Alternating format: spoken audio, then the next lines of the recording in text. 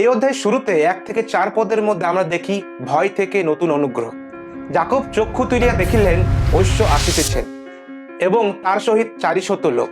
400 লোক অর্থাৎ 400 জন লোক। এটি একটি শক্তিশালী বাহিনীর ইঙ্গিত দেয়।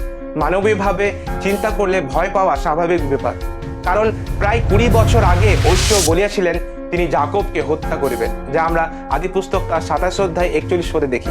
কিন্তু একটি বড় পরিবর্তন ঘটেছে। যতক্ষণ আপন ভ্রাতার নিকট আসিলেন 7 বার নত হইয়া তিনি প্রণাম করিলেন। বাইবেলের এই অংশ আমাদেরকে বোঝায় 7 বার নত হওয়া ছিল প্রাচীন পশ্চিম এশীয় প্রথা, উচ্চ পদস্থ ব্যক্তি বা শ্রেষ্ঠ ভ্রাতার প্রতি বিনয় ও সম্মানের প্রকাশ। আমরা অলৌকিক ঘটনা সে স্থানেতে দেখতে পাই। ঐশ্য দৌড়ে এসে আলিঙ্গন ও চুম্বন করিলেন, যা পশ্চিম এশিয়ার স্নেহের প্রথা ছিল। উভয় দীর্ঘ বিচ্ছেদের পর আবেগে ক্রন্দন করিলেন।